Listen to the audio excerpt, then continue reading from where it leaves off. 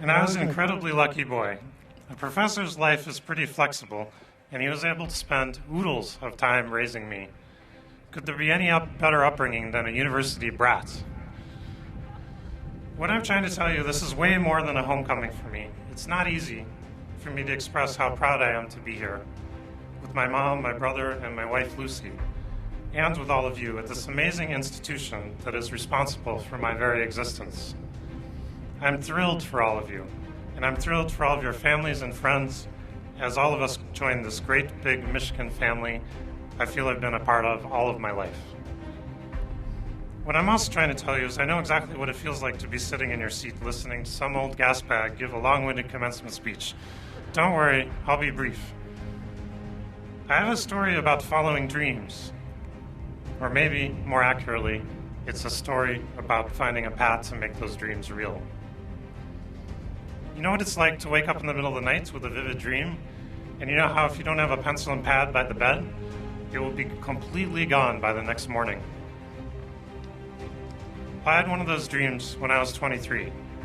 When I suddenly woke up, I was thinking, what if we could download the whole web and just keep the links? And I grabbed a pen and started writing.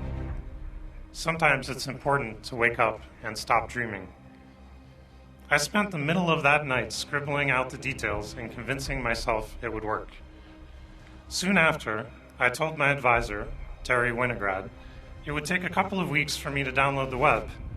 He nodded knowingly, fully aware it would take much longer, but wise enough not to tell me. The optimism of youth is often underrated. Amazingly, at that time, I had no thoughts of building a search engine. The idea wasn't even on the radar. But much later, we happened upon a better way of ranking, and we made a really great search engine, and Google was born. When a really great dream shows up, grab it.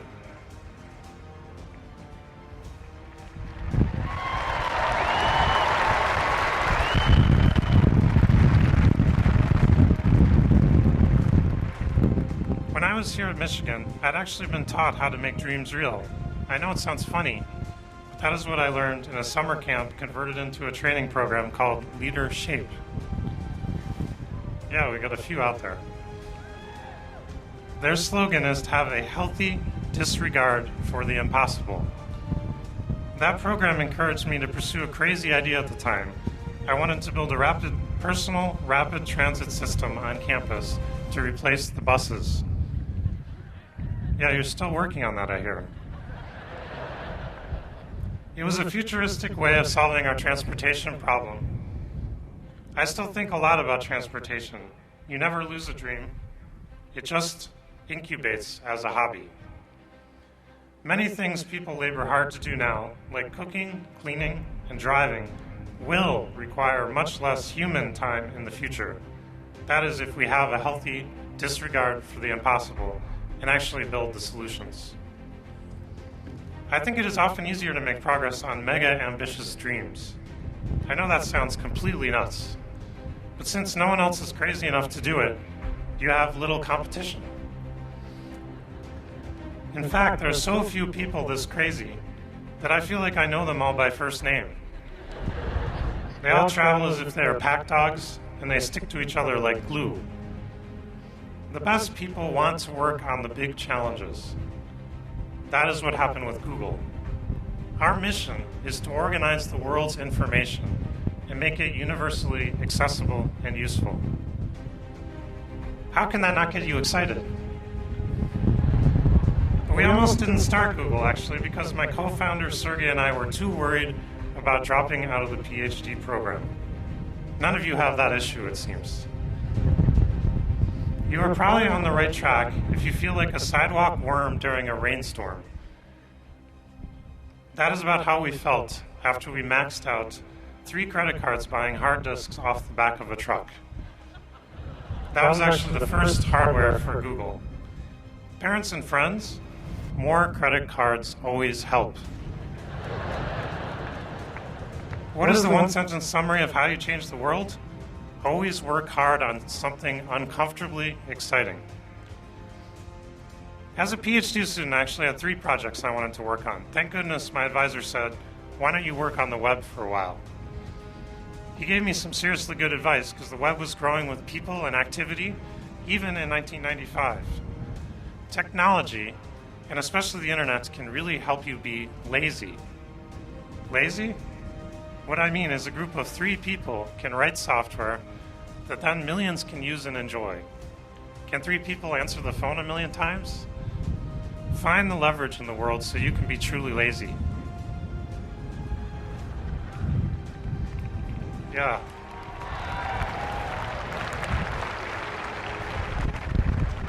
Overall, I know it seems like the world is crumbling out there. It's actually a great time in your life to get a little crazy, follow your curiosity, and be ambitious about it. Don't give up on your dream. The world needs you all.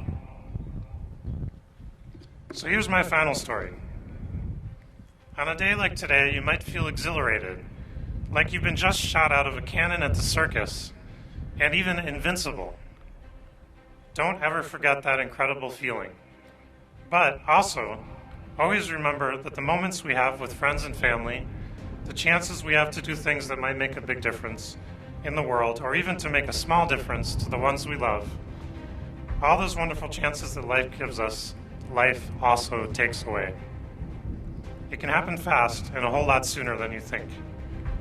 In late March 1996, soon as after I had moved to Stanford for grad school, my dad had difficulty breathing and drove to the hospital. 2 months later, he died. I was completely devastated. Many years later, after a startup, after falling in love, and after so many of life's adventures, I found myself thinking about my dad. Lucy and I were far away in a steaming hot village, walking through narrow streets.